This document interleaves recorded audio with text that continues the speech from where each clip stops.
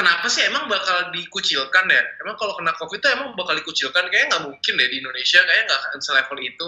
Dan ternyata, boom, Andrea yang kena, oh gue ngerasain, oh iya kena COVID setakut ini ya, sepanik ini ya. Dan ternyata bener, percaya atau nggak percaya, ada tuh beberapa orang yang mengucilkan kami berdua kayak, ini si positif nih, nanti bisa kena ketularan nih, padahal udah sembuh bro orangnya. Mereka tuh siapa? Mau dibilang ini kan yang istrinya positif ya gitu. Gue lagi makan di rumah makan, lagi makan. Penasaran ya sama video ini? Tapi sebelum nonton, please subscribe dulu. Dan subscribe ini akan mendapatkan pahala karena mendorong gue menjadi kreator yang lebih baik lagi. Enjoy ya! Hai subs. Chill with Robert kembali hadir. Gue kali ini akan mengajak kalian untuk mendengarkan kisah yang luar biasa, kisah yang gue tahu sendiri dari sahabat gue, Ganindra Bimo dan juga Andrea Bimo. Kalian pasti banyak yang bertanya gimana kabarnya dia karena dia terkena COVID-19 kemudian berhasil sembuh. Ceritanya udah banyak mengenai awal mulanya Andrea terkena COVID-19. Tapi gue akan bahas banyak mengenai bagaimana sih sebenarnya pasien COVID-19 itu satu orang yang berjuang, tapi di sisi lain ada orang lain yang juga turut merasakan dampaknya, yaitu pasangan. Nah, Ganindra Bimo ini adalah, kalau gue katakan, badannya kayak security, tapi hatinya Hello Kitty. Gue yakin banget dia nggak betah banget untuk pisah jauh dari Andrea, karena dia pernah ngomong sama gue, dia tuh punya trauma, dia harus ngeliat muka bininya setiap hari. Udahlah, kita langsung telepon aja deh, apa kabar ya dia?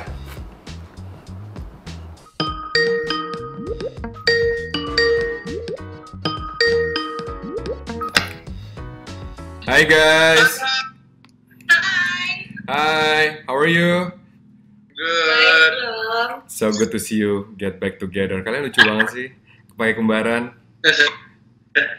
Kamu juga lucu banget, Bert. Kamu pakai Easy Money. Iya nih, sahabat gue yang ngasih, baik banget ya. Ini baju kesukaan gue nih, Easy Money. Tadi lu cuma dikasih baju dong, kasihan banget ya.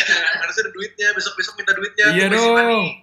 Ya nggak apa-apa sih, gue juga tahu sih. Gue dikasih baju aja, dikasih perhatian. WA gue dibalas aja, gue udah seneng, tau gak? Apalagi yang lagi di rumah sakit, lagi sakit, terus gue yang kayak, apa kabar? Gue tahu pasti jangan nanya lu banyak, tapi gue dibalas ya Tuhan. Ya ampun, ternyata gue dianggap. Gue seneng banget. Tapi thank you banget ya, Bert. Kemarin pas Andrea sakit tuh ngirimin makanan, doa, support, terutama roti itu tuh yang roti Henny, enak banget roti Henny. Aja iya. Iya, gue tuh bingung tau gak, kayak aduh apa ya, gue mesti ngapain ya. Terus gue yang paling gue bisa kan gue dengar dari Bimo kan, lu butuh air, lu butuh makanan ganjelan karena protein intake lu tinggi kan waktu itu. Jadi gue cuma bisa kirim itu. Gue nggak tahu gue kirim apa, gue kirim obat takut salah.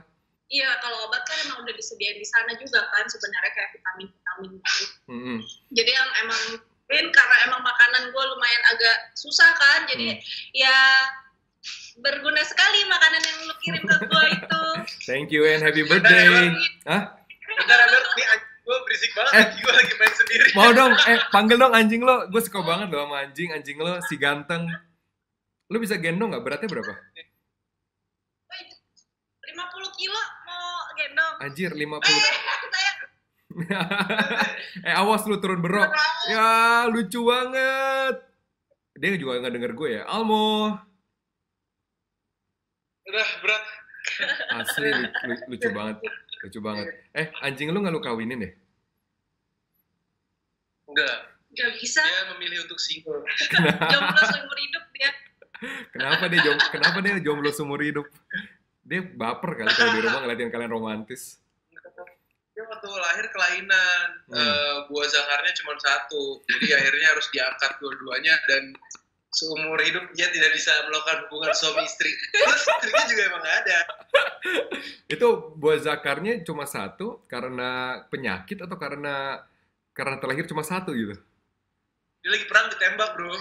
Terus ditembaknya itu ya kayak main PUBG, lu aimingnya ke bawah. Kasihan dari lahir. Iya kasihan lagi, terus ngeliatin kalian tiap hari romantis, ya ampun. Dia bisa jealous. Dia jealous loh, dia jealous banget sama Bima. Kalau misalnya gue peluk-peluk gini nanti dia ngeliatin. Oh ya? Iya. Berarti anjingnya karena anjingnya lebih dekat ke Bimo atau karena anjingnya dekat ke gua? Oh, lebih dekat. Padahal dia ikut dari kecil. Padahal dia ikut sama Bimo dari kecil, sama gua tuh baru. Iya. Lucu loh. Almo kan namanya, terus gue tanya Almo artinya apa? Andrea love Bimo. Iya. Tapi kan lu punya anjing ini sebelum lu ketemu Andrea. Iya, dulu nama mantan gue yang lain. Enggak deh. Gue tahu nama mantan lo yang lain. Itu kan Anang kan? Jadi tante gue tuh namanya Argi. Terus sepupu gue namanya Lintang. Jadi kami tuh pecinta anjing. Jadi Argi, Lintang, Bimo. Jadinya Almo. Pas gitu. Banget gue nikah sama Andrea. Jadinya Andrea love Bimo. Oh gitu. Itu juga yang main kan? Almo itu singkatan dari Andrea love Bimo ya? Iya. Itu juga gue ngomong Almo. Oh, Andrea love Bimo. Iya. Secara tidak langsung takdir kamu tuh harus sama aku. Dari yang udah ada ininya bro, udah ada takdirnya dari nama anjing udah ketahuan. Tapi si Almo ya kalau misalnya kita lagi main handphone, lagi nonton TV kayak sekarang kita lagi Skype gini, dia bete, dia tahu gitu, dia cuekin jadi kayak sebel aja deh. Bisa gitu. Jelasan ya. Gitu kan. Ya walaupun lo nggak kawinin, nggak usah kawin ya lo nggak punya anjing perempuan yang betina buat temenin dia. Apa kek? Golden Cats yang kecil-kecil Shih Tzu atau apa punya anjing, Bet. Gue tuh punya anjing namanya Skipper, cewek anjing pak gitu. Skipper? Ada di rumah nyokap. Namanya apa? Skipper kan anjing kapten. Pak. Anjing Pak. Pak lucu banget anjingnya MIB kan? Iya. Itu lucu banget, namanya Skipper lagi. Jadi gue dulu itu punya anjing dua, sama-sama pak. Skipper sama Belis. Nah, Belis itu suaminya udah meninggal. Nah, gue coba bawa si Skipper ke sini. Terus nggak akur? Ternyata nggak bisa, berantem, Bet. Jealous. Beda jenis. Karena beda jenis. Enggak juga kan? Iya. Satu kecil, satu lagi gede. Iya. Terus kayak, mungkin si anjing gue itu ngerasa, ini nyokap gue nih, kenapa lu deket-deket gitu kan. Ya udah, gonggong-gonggongan terus. Terus anjing gue yang kecil itu pengen gigit si Almo, sedangkan si Almo segede gitu, jadi mau gak mau kan harus gue pegangin terus kan. Agresif banget. Aduh, seru deh. Rumah kalian kan baru kan, baru pindahan. Selamat untuk rumah kalian, gue belum pernah kesana, belum diundang sih. Kapan dong main kesini Bert, bikin konten kita. Katanya Obert mau ngasih lukisannya Ronald Aprian sama lukisannya Darbox buat rumah kita.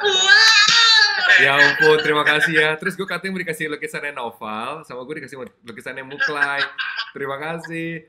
Kita boleh nggak sih tukeran lukisan aja gitu. Rumah lu, rumah gue seminggu. Bisa. Tukeran anak ya berarti namanya. Tukeran anak gitu. Iya kan. Tapi lukisan kalian Batman and Robin. Ini yang orang nggak tahu nih, karena banyak orang bilang itu Batman and Robin kayak apa sih? Kayak lu berdua kan. Nah, lu berdua emang kayak Batman and Robin, enggak lagi lu kayak Batman and apa sih yang naksir Batman tuh namanya Catwoman ya? Iya kan? Kenapa kayak Batman and Robin? Kalau prefer Batman Robin karena secara ideologi gitu, secara filosofi ada nggak sih dynamic duo yang lebih terkenal daripada Batman Robin? Bonnie and Clyde. Bonnie and Clyde, coba lo datang ke daerah-daerah atau beberapa negara yang, atau nggak usah daerah-daerah, itu tuh ada gap umurnya gitu, ada gap generasinya. Oke. Bonnie and Clyde, pasti lo kalau orang-orang muda kayak gue nggak tahu kan? Iya. Gue juga nggak tahu sih, itu kata bokap gue. Dynamic duo yang lebih maut ya. Siapa ya? Iya juga sih. Tom and Jerry berantem. Ya romantis. Maksudnya itu buat segmentasi tertentu. Tapi kalau Batman Robin tuh lebih bukan cuma sekedar kayak cute couples gitu ya enggak, tapi emang Batman Robin tuh couples walaupun saling mengisi satu sama lain, udah gitu mereka ngelewatin tantangan bareng-bareng, walaupun kalau secara Batman Robin kan cowok sama cowok kan, tapi gue lebih ngambil esensi soal kebersamaan mereka menghadapi tantangan gitu sih. Jadi kayak hidup kan nggak mungkin tanpa tantangan kan. Betul, pasti ada tantangan. Ini lagi ngafalin itu ya, film baru lo, naskahnya. Yoi. Tapi yang jadi Batman siapa? Dia lah. Iya, gue tahu. Dia dari dulu tuh Batman. Tapi beneran dia tough banget. Bini lo tough banget, Bim. Asli Asli bini lo tough banget. Kemarin pas si Andre ulang tahun kan gue bilang one of the strongest warrior. Kenapa? Karena kita kan pernah ngobrol di perspektif ya, Andrea itu pernah keguguran, Andrea itu autoimun, terus Andrea itu sekarang survive dari COVID-19. Jadi Andrea ini Batman karena kan kemarin dia nanya kenapa mesti gue yang kena cobaan ya, kenapa si Andrea, kenapa bukan gue gitu. Mungkin secara fisik lebih kuat Andrea, tapi secara mental mungkin lebih kuat gue. Enggak, kebalik. Enggak, kebalik, Bim. Nih, ini boleh gue ngomongin nggak ya? Jadi, lu pada saat udah pulang ke rumah, Dre, lu ngomong nggak, kamu tau gak sih sebenarnya pas lagi di rumah sakit gini-gini, aku nggak kasih tau kamu, sebenarnya gini. Gue ceritanya sepuluh doang itu kemarin. Oh serius? Lu nggak tahu? Nggak, gue kayak nggak. Amin, gue nggak tahu. Lu ngomong sama dia, lu udah ngomong lo kayak, tapi jangan bilang Bimo ya, kalau ntar dia takut gini-gini gitu, nggak ya? Iya. Jadi kadang di sana di rumah sakit waktu aku lagi dirawat ya, aku kayak ada hal-hal yang kadang-kadang aku nggak pengen bikin kamu worry tuh, kalau misalnya soalnya kan kamu itu kan panikan banget, kamu panikan banget kan. Jadi kalau misalkan tiba-tiba kayak kemarin tuh alergi obatnya tuh sampai bener-bener IGD banget tuh sebenarnya udah parah banget, cuman aku bisa ngomong sama kamu nggak apa-apa sayang, nggak apa-apa. Lu baru tahu sekarang ya? Karena panik terus gue kan orangnya takutan kan, jadi gue tuh paling nggak bisa kalau ngeliat circle gue, pokoknya ring 1, ring 2, ring 3 gue kenapa-napa gitu, nyokap, keluarga, sahabat gue, kalau kenapa-napa tuh gue nggak bisa, jadi kalau ada sesuatu tuh gue harus ada di depan mereka, atau harus at least gue ngelakuin sesuatu gitu. Jadi kalau kayak kemarin Andrea nih, udah keluar dari rumah sakit bro, udah bisa dijemput, tiba-tiba dia nelfon gue, sayang aku udah di luar, hah? Itu gue panik, ngerti gak? Gue langsung kayak, sabar dong, kan gue gak bisa sekarang langsung jemput lu, gue masih ada perjalanan dulu, bla bla bla. Karena panik, padahal lu marah-marah. Ya, jemput gue, tenang aja, lu tenang aja nyetirnya. Gue udah panik duluan. Jadi kalau misalkan panik, nadanya tuh langsung tung kencang, jadi orang di sampingnya juga ikutan panik. Anjir, padahal lu ngomongnya baik-baik ya, sayang aku udah di luar. Biasa, padahal si Andre mau ngomong, sayang aku udah di luar, I miss you. Terus, taunya dia Iya. Makanya, Bet, ini gue cuma cerita sama lu, Bet. Kalau misalnya gue cerita sama Bimo, ya panik banget. Iya, waktu itu kan gue tanya gimana pengobatannya. Oh, gue nggak minum obat lagi. Kaget gue. Anjir, lu nggak minum obat, terus lu ngapain di sana? Ya, yang lu ceritain kan di sana dikasih apa di link di vlog kalian, gue kasih kartnya di atas. Gue cuma dikasih apa sih kalau nggak salah vitamin gitu, karena gue nggak tahan sama obat, tapi jangan kasih tau Bimo ya. Gue yang kayak oke. Jadi gue gimana ya, kalau Bimo yang kayak bro gimana lukisan atau bro apa, tapi dia emang he misses you a lot sih, kelihatan banget. Bimo kayak menghilang 2 minggu sih, ya nggak sih Bimo? 2 minggu lebih. 2 minggu lebih lo kayak lo nggak berbicara di sosial media, lo nggak ngapain. Gue nggak enak, terus gue diajak ngobrol juga ngalor ngidul, jadi gue nge-gym nih tapi kepala gue kemana-mana gitu bro. Iya. Terus kepala gue kemana-mana, gue kan orangnya suka memvisualkan pemikiran gue kan. Iya.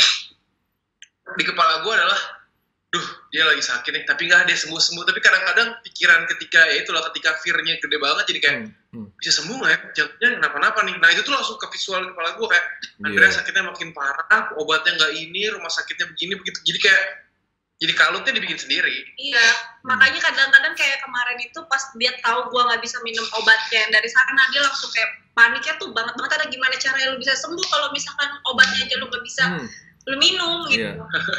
Iya sih, apalagi Andre tuh ada autoimun kan, gue juga serem tuh, lo autoimunnya ngaruh nggak sih? Itu pertanyaan yang mau kejawab tuh, autoimun lo ngaruh nggak sih ke pengobatan? Kemarin sih dokter bilang sebenarnya itu berpengaruh sama imunnya aja, jadi orang yang tadinya mungkin bisa imunnya lebih cepat naiknya, gue tuh di bawah deh, nggak bisa secepat itu. Dan kalau kata dokter kemarin, kalau orang kan ngelawan virusnya, kalau Andrea tuh jadi ngelawan 2. Bener. Ya virusnya plus imunnya. Ya siapnya. Gue pikir tuh antibodinya akan tinggi dan ikutan ngelawan COVID, ternyata enggak gitu, dua-duanya ngelawan badannya. Berarti kalau dilihat dari kasus, berarti lu sebenarnya peperangan lu tuh peperangan orang dengan autoimun itu lebih berat dibanding peperangan orang dengan tanpa autoimun. Iya, karena jatuhnya kemarin gue tanya kan, kalau autoimun itu termasuk penyakit bawaan atau enggak? Iya. Ternyata dalam penyakit bawaan. Jadi kan yang paling bahaya dari COVID-19 itu, kalau kita punya penyakit bawaan lain, contohnya diabetes level 2, ada CA, ada jantung, HIV, penyakit berat lain. Tapi orang jarang banget ada yang mention autoimun, padahal itu juga salah satu yang penyakit yang harus di-mention sebenarnya, dan itu yang terjadi sama Andrea. Karena secara logika tuh susah deh bro, lu ngeliat bini gue yang kayak gak pernah kemana-mana, makannya sehat, olahraganya banyak, gak kena gitu, gue kayak masa sih? Aneh aja. Dan dalam hidup lu, Andre, dalam 2 tahun terakhir lo lihat ya, hidup lu tuh benar-benar kayak roller coaster ya, karena Tuhan memberikan lo, gue gak tahu ya, mungkin Tuhan tuh berbicara dengan orang banyak melalui lo, karena gue melihat Andrea, ya nggak sih ya, Andrea yang olahraganya gila, makannya gila, lakinya juga olahraganya gila, kalian couple juga bisa kena autoimun, bisa kena COVID tuh, di antara semua klasifikasi manusia mungkin lo yang paling tahan nih. Iya, dan itu juga jadi pertanyaan Andrea, kenapa mesti Andrea gitu, kenapa gue juga bertanya-tanya, itu bener lagi kenapa mesti gue ya, tapi sebelum kejadian ini tuh gue ingat banget ngobrol sama Andrea kayak, gimana sih nih pasien-pasien kok pada takut banget sih kena COVID tuh biasa aja kali, orang cuma penyakit kayak flu biasa, orang juga sembuh gitu. Enggak terlalu aware banget sama kayak gituan. Kita pasti bisa sembuh. Pasti kalaupun kita kena, tenang aja, dan kita nggak mungkin kena lah anak-anak muda gitu. Gue mesti underestimate. Terus yang kedua adalah kayak kenapa sih emang bakal dikucilkan ya? Emang kalau kena COVID itu emang bakal dikucilkan? Kayaknya nggak mungkin deh di Indonesia, kayaknya nggak akan selevel itu. Dan ternyata, boom, Andrea yang kena, gue ngerasain, iya kena COVID setakut ini ya, sepanik ini ya.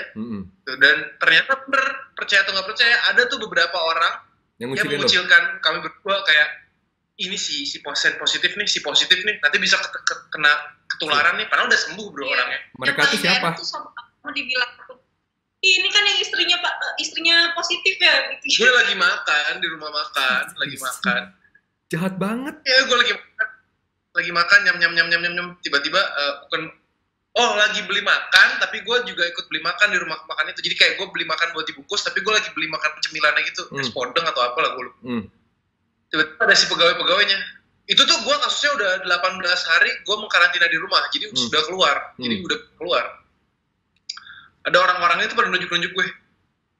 Restorannya gede, Bert, ada kacanya, ada segala macam, dan restoran itu sepi, cuma ada gue dan 2 orang lagi yang makan. Gue sama sahabat gue waktu itu. Terus ditunjuk-tunjuk sama pegawai-pegawainya, itu yang positif ya, istrinya positif ya, istrinya positif, ngasih deal ke gue, ditaruh di meja, dilempar gitu bro, trak. Kayak, gue bilang ini orang pada, ya gue gak mungkin marah kan, tapi karena gue tahu mereka gak paham dan mereka gak ngerti gitu, konsep dari gimana untuk menangani orang yang keluarganya kena positif, dan apakah gue sudah melalui karantina 14 hari atau belum. Jadi gue juga ngerasain ketakutan mereka kayak, iya sih, kalau gue di posisi dia pun mungkin gue akan parno gitu. Jadi kayak, ya udah yang mungkin lah, sampai jauh-jauhin orang. Gue rasa lo pasti nggak kayak gitu deh. Sampai ngeliat orang jijik gitu. Di awal-awal ini COVID muncul di Indonesia, lo pernah bikin tulisan yang bagus banget yang gue repost. Oh iya. Corona itu adalah pahlawan. Itu kan menurut gue bagus banget kan, kayak iya ini emang harus di-share, kenapa mesti malu. Justru semakin tahu penyakitnya semakin bisa diobatin, dan PDP, ODP, dan circle-nya akan ketahuan untuk diapain, untuk diobatin, untuk dilakukan pengawasan gitu kan. Itu gue setuju banget sama pemikiran lo waktu itu. Tapi gue nggak tahu kalau itu impact-nya ke gue gitu. Ternyata kita yang ngalamin. Kita ngalamin langsung. Begini rasanya. Itu gila sih, men. Itu bener-bener kayak, kalau itu bener-bener kayak dari gitu ya. Kalau lu aja begitu, apalagi pasien ya. Kalau lu gitu nggak sih gue nggak tahu ya. Sekarang gitu nggak sih teman-teman lu atau siapapun, atau gue nggak tahu deh. Lu ngerasain? Enggak sih. Kalau dari aku untungnya orang-orang malah lebih nanya, Kak gimana sih Kak rasanya di sana? Apa yang harus kita lakukan? Sekarang tuh orang-orang malah, gue senengnya karena sebenarnya bukan seneng sih, tapi kayak akhirnya gue bisa memberikan pengalaman apa yang udah gue jalanin ke orang lain supaya mereka nggak panik gitu loh. Iya sih, benar. Iya, mereka jadi bukti otentik bahwa oh pasien yang terkena COVID itu emang harus dikasih dukungan deh, bukan artis doang yang dikasih dukungan. Iya. Melalui mereka kita bisa belajar gitu. Iya ya, kalau artis didukung, berarti kalau orang biasa didukung nggak? Didukung juga harusnya gitu. Iyalah, Cuman benar. kenapa case itu Andrea supaya orang juga mungkin ngerasain kayak ada pembanding gitu loh. Iya, kalau artis bisa kita dukung, kok orang ini nggak bisa? Harusnya kita dukung juga gitu. Harusnya kan kayak gitu. Jadi gue percaya banget Tuhan taruh Andrea di sana pasti punya maksud. Kemarin gue selalu ya sama-sama menguatkan lah. Iya, jadi gue sampai kenapa mesti gue ya yang sakit, kenapa harus gue yang ngejalanin ini semua. Tapi ternyata setelah gue ngejalanin itu semua tuh gue sadar, oh mungkin dengan keadaan orang yang sehat, hidup gue sehat, gue masih bisa kena COVID. Dan orang-orang semakin aware gitu, kayak oh walaupun dia sehat atau gimana masih bisa kok, berarti gue yang nggak olahraga, kurang menjaga kesehatan, berarti gue harus lebih hati-hati lagi tentang virus COVID ini. Iya benar. Cuman ya kasih kayak pekerja-pekerja kayak ojol dan lain-lain itu kan juga banyak yang bertanya-tanya kan sama gue sama Andre DM, kalau saya mesti kerja gimana kak? Saya kan mesti menghidupi keluarga saya adalah driver ojek online, saya adalah ini. Gue bilang, kita cuma bisa bilang, mas, sebisa mungkin jaga diri ya, gue bilang, karena nggak mungkin gue sosok ngasih dia harus di rumah gitu kan, nggak mungkin juga. Based on my experience sih, lu harus di rumah mas, lu nggak usah narik ojek lagi, tapi kan lu butuh makan kayak jadi kayak itu kayak gray area yang kita nggak tahu mesti jawab apa sih sebenarnya sampai detik ini. Bener. Tapi pelajaran dari kalian adalah kalian suami istri sangat dekat gitu ya, tapi nggak menulari satu dengan yang lain ya. Nah Sabs, gimana? Enjoy nggak dengan konten-konten di channel ini? Nah, tidak hanya memberikan tontonan yang seru, tetapi juga channel ini akan memberikan giveaway yang seru juga. Gimana caranya biar nggak ketinggalan giveaway? Gampang, buka Instagram kalian, scan barcode ini adalah barcode Instagram gua, terus di follow. Kenapa? Karena setiap giveaway akan gue umumkan di Instagram, dan pemenangnya juga akan gue umumkan di Instagram. Nah, ini juga menarik nih. Gue nggak, di rumah gue itu kan ada gue, ada si Mbak, ada tante gue, to be honest, tante gue di sini.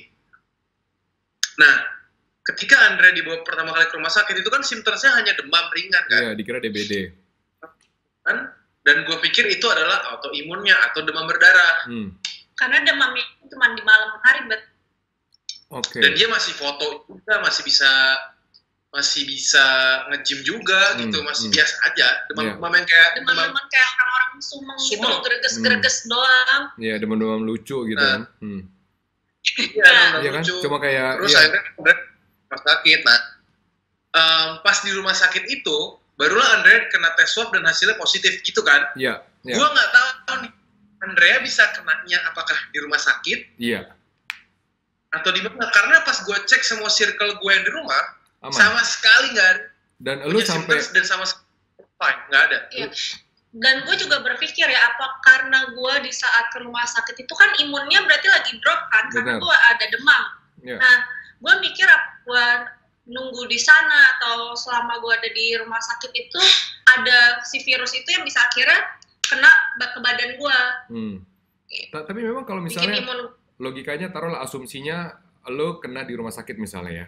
Tapi kan lu ke rumah sakit kan nggak dalam waktu yang lama. Lu di rumah sakit berapa jam? Ada satu rumah sakit yang kita nunggu buat dapetin perawatan Andrea, itu sekitar 2 jam. 2 jam. Itu lama tuh. Itu nggak digubris sama sekali. Oke, dalam 2 jam itu memang virus bisa langsung IGD. masuk, terus langsung di swab tuh langsung bisa positif. Kan maksudnya ada masa inkubasi kan? Gua itu nunggu di rumah sakit 2 jam, akhirnya kita pindah rumah sakit, dari sana kita ngejalanin kayak beberapa treatment dan segala macam, sampai akhirnya di hari keempat gue di CT scan, itu ternyata ada si kabutnya, akhirnya besokannya kita dapat, gue dapat tes swab. Oh, berarti 5 hari. Jadi hari kelima. Oh, jadi tuh yang gue pikir kenanya itu, ini bukan kita berburuk sangka ya, cuman dari analisa gue adalah Andrea itu tidak menularkan satu circle-nya pun yang ketika dia masih di rumah. Terus ketika di rumah sakit, itu kan kita masuk rumah sakit itu ada pilihan, rumah sakit A, rumah sakit B. Ya, rujukan. Rumah sakit swasta, rumah sakit A ini kita mau masuk IGD-nya karena perawatan autoimunnya paling bagus di sana. Iya, betul. Tapi karena ngantri udah 2 jam gak dapat dan Andrea makin demam tuh, kayak badannya makin gak enak. Akhirnya kita pindah ke rumah sakit B. Nah di rumah sakit B ini akhirnya Andrea mendapatkan treatment di sana. Dan di hari keempat lewat rumah sakit B inilah Andrea di swab dan ketahuan kalau positif COVID. Dari situ dia dipindahin ke rumah sakit rujukan Minto Harjo. Dan memang pada saat itu di rumah sakit tidak seperti sekarang. Kalau sekarang gue rasakan orang-orang tuh sangat aware. Emang di rumah sakit itu pada saat itu, masa itu, memang nggak yang maskeran, nggak yang gue nggak tahu gimana. Kalau di rumah sakit yang A itu nggak ada aware. Bahkan gue bilang malah kita masih santai-santai. Di rumah sakit B udah mulai tuh. Oh, berarti lo gue nggak mau nyebut. Ya jangan. Menurut gue, satu nggak etis, dan kedua harusnya rumah sakit swasta tuh sekarang ikut campur tangan juga sih kalau emang tugasnya adalah melakukan tugas-tugas mulia ya untuk menyelamatkan bangsa. Harusnya rumah sakit swasta punya andil yang besar gitu. Cuma sekarang gue lihat semua dilemparin ke negeri, udah gitu mereka lepas tangan, tapi mereka juga ketunjuk-nunjuk gitu. Kayak maksud gue, di mana peran serta kalian kalau emang nggak mau, kalau katanya mengatasnamakan kemanusiaan dan kesembuhan kesehatan, mana? Enggak sih menurut gue. Waktu pertama kali gue masuk ke rumah sakit pun masyarakat belum se-aware ini, belum pada pakai masker, hand sanitizer, kayak gitu-gitu belum. Jauh ya. Di rumah yang sebelumnya itu masih belum tuh yang namanya masker, tapi di rumah sakit yang satunya udah mulai, walaupun udah dites suhu badan ya. Iya. Oh, oke. Jadi gue paham. Tapi kalau ini belum terjawab dari vlog lo yang gue tonton, gue tuh pengen tahu deh. Bentar, gue ambil minum dulu, gak usah. Tapi misalnya nih ya, lu buat perbandingan penyakit yang lu rasakan, nyerinya di dada sama segala gejalanya, penyakit yang ini COVID-19 itu berapa persen lebih parah atau lebih sakit, lebih nyeri dari sakit-sakit dengan gejala yang sama pada umumnya, misalnya batuk, demam, pilek, flu? Ini pengalaman gue ya, Bet ya. Jadi selama itu kan orang berpikiran kalau COVID-19 itu ada batuk, ada sesak napas, ya kan? Dan susah napas. Jadi selama kemarin gue sakit itu, sama sekali nggak ada rasa batuk, sesak napas, ya kayak orang normal gini, Bet. Cuman kalau secara di capture dari CT scan, itu kelihatan di dalam paru-paru gue itu ada yang salah. Padahal lu nggak ngerokok. Tapi gue ngerasain... Lu nggak ngerokok kan? Gitu. Enggak. Berarti kalau gue nggak ngerokok, gue vape sama sekali, dan lingkungan gue sehat semuanya. Berarti lo kalau gue ngobrol sama pasien yang nomor 1 sama nomor 3 itu, dia tuh ada merasakan sesak nafas tuh yang nyeri, terus indra salah satu indra pengecap gitu kalau nggak salah deh. Itu tuh menghilang gitu sense-nya. Lo kayak gitu nggak? Gue bisa makan, bisa ngerasain, gue bisa makan enak, tetap bisa ada rasa, tetap bisa mencium dengan baik. Gue tetap, selama gue di karantina, gue masih aktif, kayak masih olahraga kecil, dan gue sama sekali nggak ngerasa gue sesak nafas. Sampai dokternya pikir, ini anak kok sakit tapi bisa olahraga, gue masih bisa burpee. Jadi Andrea terus yang positif, mungkin ada gejala demam, tapi ketika dia dipindahin ke rumah sakit rujukan pemerintah, dia tuh kondisi udah fine. Jadi kayak yang bikin itu kayak gue udah nggak ngerasain sakit dan gue harus dirawat, itu loh yang kayak itu tuh paham. Jadi fear-nya dari situ, terus mental breakdown-nya dari situ, kayak ngeliat, aduh yang lain bisa karantina di rumah, gue mesti di sini. Aduh yang lain sakitnya lebih parah, gue disatuin bareng sama mereka, kayak gitu-gitu loh, Bar. Iya, gue tahu. Apalagi itu membagikan trauma lo. Gue inget banget lo pernah ngomong sama gue di perspektif, gue punya trauma. Ini nggak pernah gue ceritain. Gue kutip kata-kata lo. Trauma gue adalah gue tidak bisa tidak bertemu istri gue walaupun hanya dengan waktu sehari.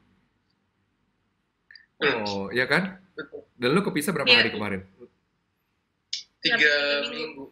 21 hari ya, gila. Terus gimana tuh, how did you survive? Gue manja banget kan, gue tuh manja. Gue bukan manja yang makan harus dibikinin, mandi harus dimandiin gitu, enggak. Cuma gue harus ngeliat bini gue. Bangun tidur harus lihat ada.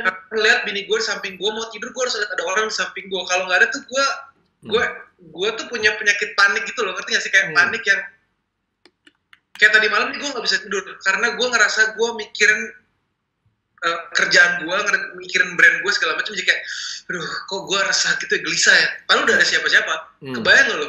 pas ada Andreas gue mesti mikirnya udah kemana-mana. Jadi emang gue punya panik itu bro. Kan ada Almo, ada tante lu. Nggak bisa, dia tuh harus nggak sayang, udah nggak apa-apa, nanti jalanin aja. Dia harus yang digituin, harus ada dipegang, mesti disayang-sayang, ditenangin, emang harus kayak gitu. Kalau nggak gue panik, anxiety gitu loh, kayak aduh gitu. Apa sih kata-katanya tuh kalau gitu? Iya, panik attack. Lu nangis ya, Bim?